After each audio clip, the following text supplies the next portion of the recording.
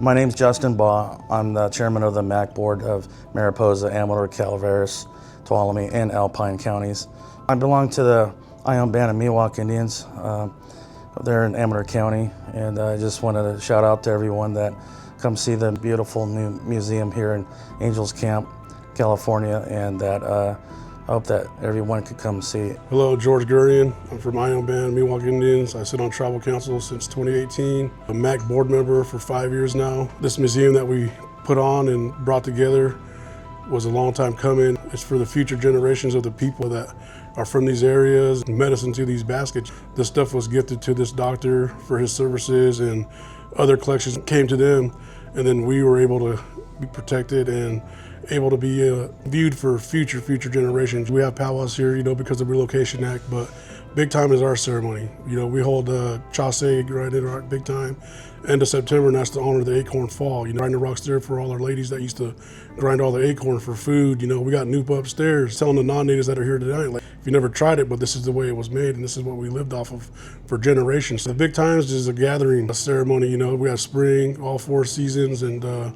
other stuff, death in the families. You want to go in there and come together and sing your songs, pray. You have that fire lit for 4 days. Everything's in 4 for us. The 4 poles in the roundhouse, the medicine for the 4 directions, and then 4 days just singing and praying and thinking, and that person's making their journey over. That's what the 4 days of fire represents for me. Is being there and holding it down. That's what it's about, coming together. That fire's warmth, the fire's from the grounds, from the wood that we cut. Everything's living.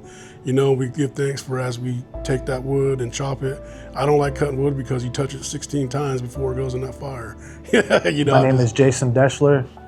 I am Hukuiko, also known as Coast Miwuk of Marin County. My family name is Deschler. When I moved away from the Bay Area in '98 and came up here, I didn't have easy access to our roundhouse, which is in Point Reyes in Marin County. Through that journey, being involved with the building of the new roundhouse over at Chasse, not putting it together myself personally, but helping prepping the materials, the rafters and such. I guess the easiest way to explain the roundhouse is, that's our church. That's represents, creation. Going back into our mother's womb, making yourself new again, becoming right.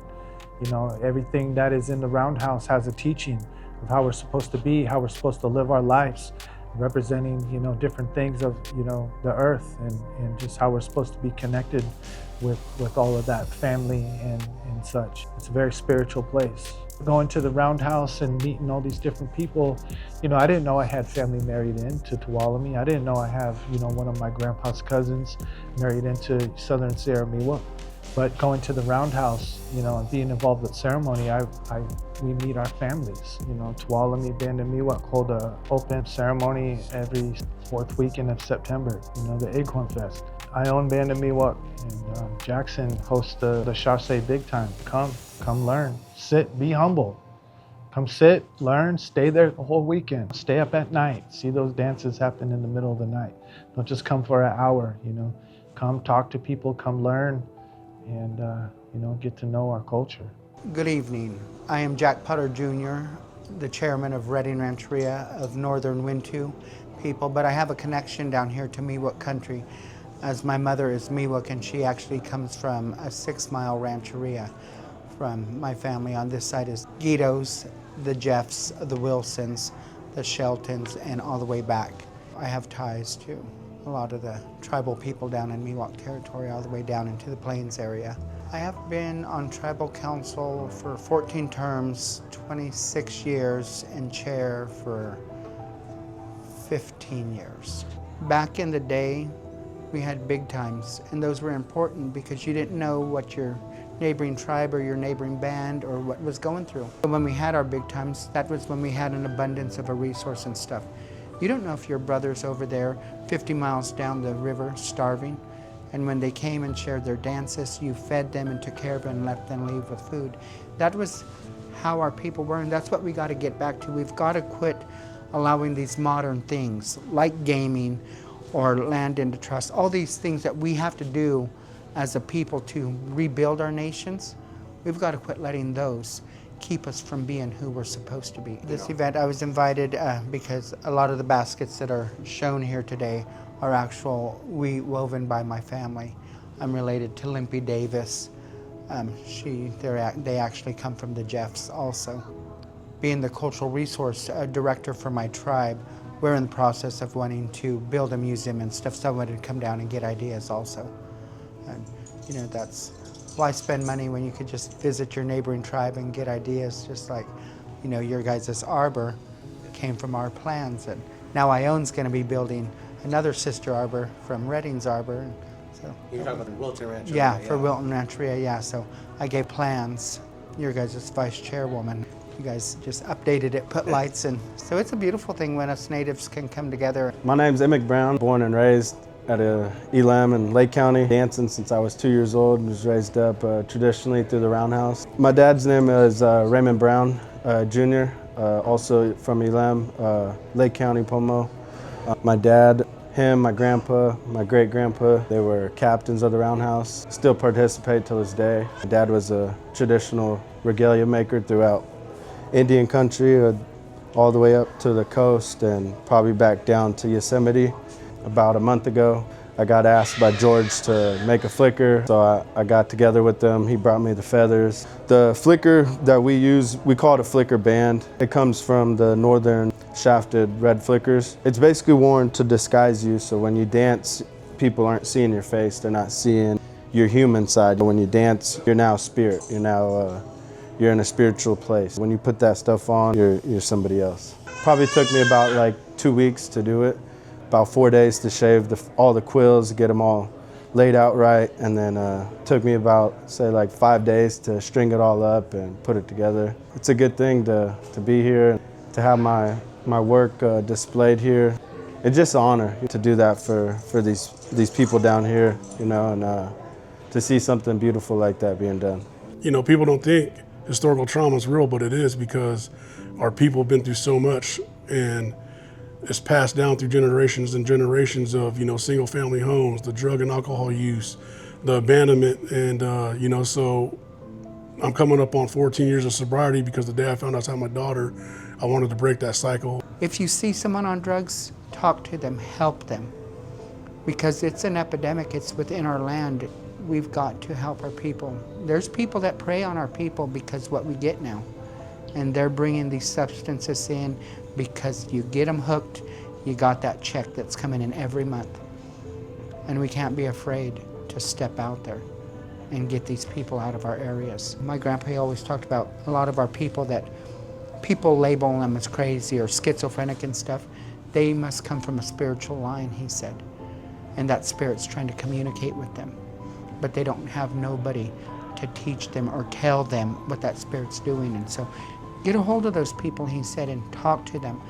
Get them back, take them up on the mountain so they can make those connections and come down. But the big thing is to try to come together and build our people up, build our youth up, get our culture back, get the hand games, the songs, the dances, tribals to come together. Like Jack said, he's from way up there in Redding, but his family's from here, and we still hold connections as a lot of tribes, within our area. California is different from the out of state.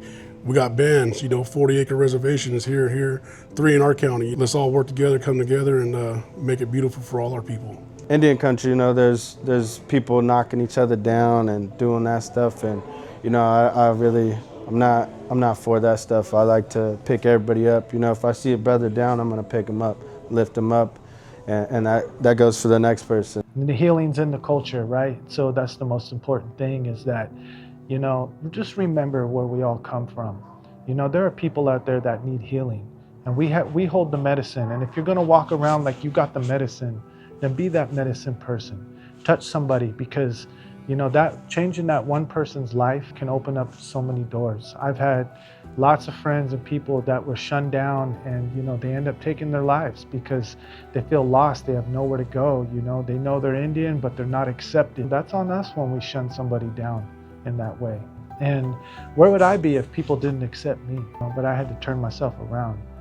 I had to get right. And people don't want to teach you when you're doing bad, or what we call doing bum. You're out there drinking and using and doing those things. They're not going to want to accept you. So, You know, it's all about that medicine. And like I said, the Roundhouse is our church, so we got to show respect to that, to the people and to our ancestors. This is Wintu country. Every living thing that we're connected to, we're the only people that know those names and truly can communicate with the land. And we're the only ones can heal the land and make it better. Go up to your elders, talk to them, get advice from them. Don't try to push them out of the way. And we should never talk against another tribe. We should never, you know, badmouth our people, and we need to just do the right thing. When you're given those gifts, honor them, respect them, don't be foolish with them. And then we could help those that need to get off these substances and stuff. Separation of our people was a tactic that was taught to us.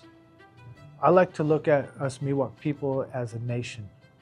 We were connected from the mountains to the ocean at one time.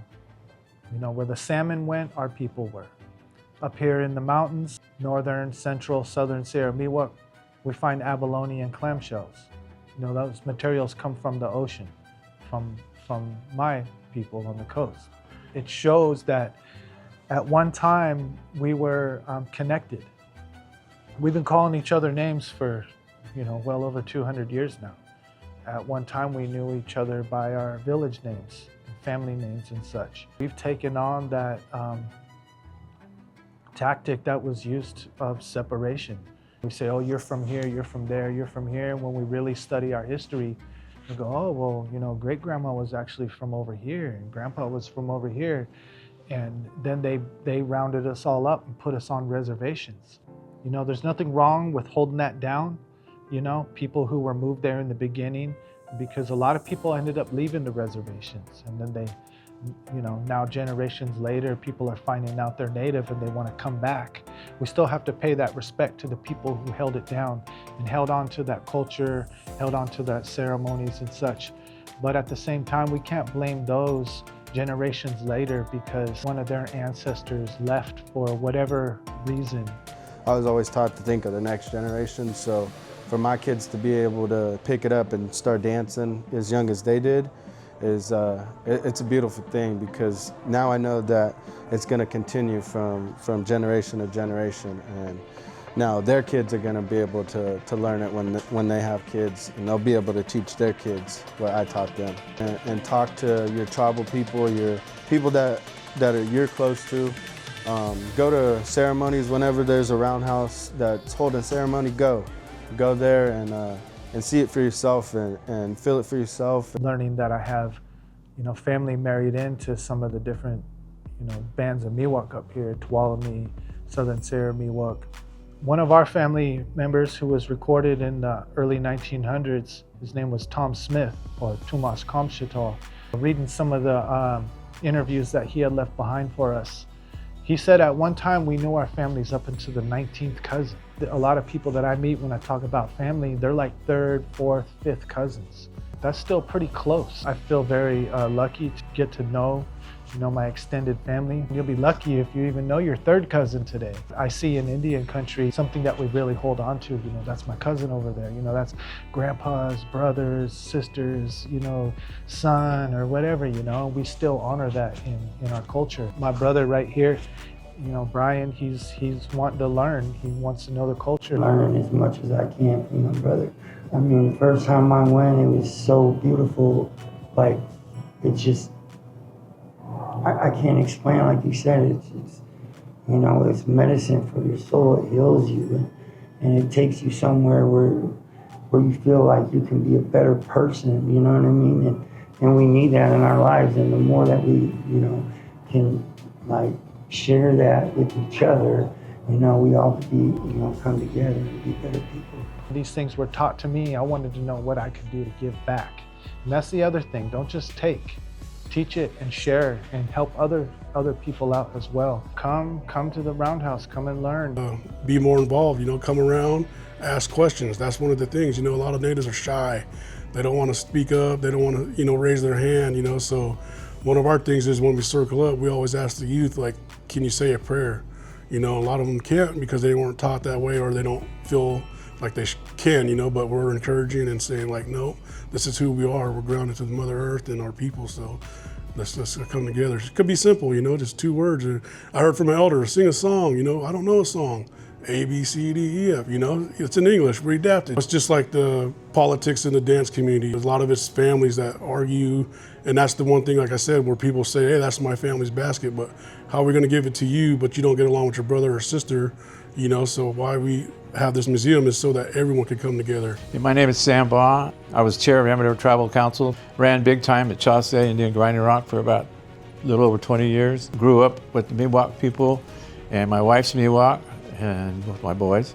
I got a call about 20 years ago from a man from the Bay Area named Robert Cooper. He had his family collection of baskets. Wanted to know if we wanted to get them. His father was a doctor in Calaveras County, the only doctor that would see Indian people. Indian people didn't have money when they go see him, so they give him a basket. The doctor started collecting all the baskets. His son, which was in his 90s, called me and said he wanted to keep the baskets together, wanted to know if we wanted to get them. So make a long story short, we got them, and now we have them up here in Angels Camp where they originally come from. The great and wonderful George sent the invite, and I'm grateful to get to see my people's items, because I managed to get one that came from 6 Mile. It was on eBay, and they wanted $10,000 for it, but it was on there for about 14, 15 months, and the person that made it was my great-great-great-grandmother. My grandma actually has a picture of that basket. And so I told that guy, how about if I give you $5,000? I'll take it. I got a hold of the guy. I said, I would have paid you $10,000. I said, but I'm glad, that you accepted what I paid you. I said, but I shouldn't even have had to pay you. Good trade, good doing business with you. Most of the time we have to buy our stuff back, but if it could be gifted, that's even better. And the fact that some of this has history where they went to get medical help and seek treatment to continue to exist and stay alive, and gave their precious resources that took them years to gather, prepare, and then set down to begin the art of basketry. And who knows, back then it was probably a $2 bill that they used, something that now they're selling back to us for, $10,000. I don't care what the price is as long as we get our stuff back. I'm Christopher Mandel, and I'm the director of the Miwuk Museum and Cultural Center in Angels Camp. I have a master's degree in art history that I got in Rome in Italy. Before that, I studied in Melbourne, Australia at the Royal Institute of Technology there. And that's where I first started working with Indigenous people in the outback on the way to what's now Uluru. Used to be Ayers Rock, but the tribe got it back and they own it now. And I ended up working for the Calaveras County Historical Society. And when I was there, it took me a year to get down in the basement. When I got down in the basement, there were a lot of native items and baskets that were kind of being kept in deplorable condition without any kind of proper humidity. I really want to get these back to the tribe, and the county archivist really fought me on that. I had to go before the Board of Supervisors, and I got the baskets released to MACT. And then right after that, MACT took me too. When I got here, there were about 325 items, and then I worked with a lot of different private collectors and institutions, and was able to get about another 600 back to native hands. The main mission of the museum is to preserve and protect for posterity the history and material culture of the Miwuk people. But unfortunately, the way that things are, there kind of sometimes needs to be a go-between those institutions and the tribes, because for some reason those institutions don't want to give things directly back. The way I was raised back in the day, when if they were working on stuff and they passed away, they would poke a hole in the bottom of the basket to release the spirit of that weaver, so when they go to travel, their stuff can go. And sometimes people bring baskets like that back that have a hole in it, and I'm like, nope, because we know that that was from a death, and so we won't even acquire those back. I'm like, no, you take that juju back home with you, and I try to tell them what they can do to help themselves. It's important because some of these things, when you touch them, you feel that spirit waken back up, and you hear songs coming from them and different things, or just simple teachings or things that are lost. But when we make that connection, it wakes those items up and it helps us today. It'll help our people get off of drugs, alcohol, and all these things that are foreign to our people. And one day we'll be whole and complete again the way Creator intended. So it's important for us to get our items back. We're them, we are alive, they are alive. Yeah, my grandma used to say, be careful where you take things from, because that energy would get trapped. I'd like to thank Ione Tribal Council. You know, they've always been friends of our tribe, we're friends of theirs. And I just want to give a shout out to George and the band of Ione and Jackson and Tuolumne and the Miwok people here for allowing me to display my work here. You know, it's a beautiful thing. So all our native people from California can come here, check it out. Anyone else, come visit. And we thank Flicker Productions for being here and helping us out to our grand opening for the natives. And then tomorrow opens up to the public. So, all my relations.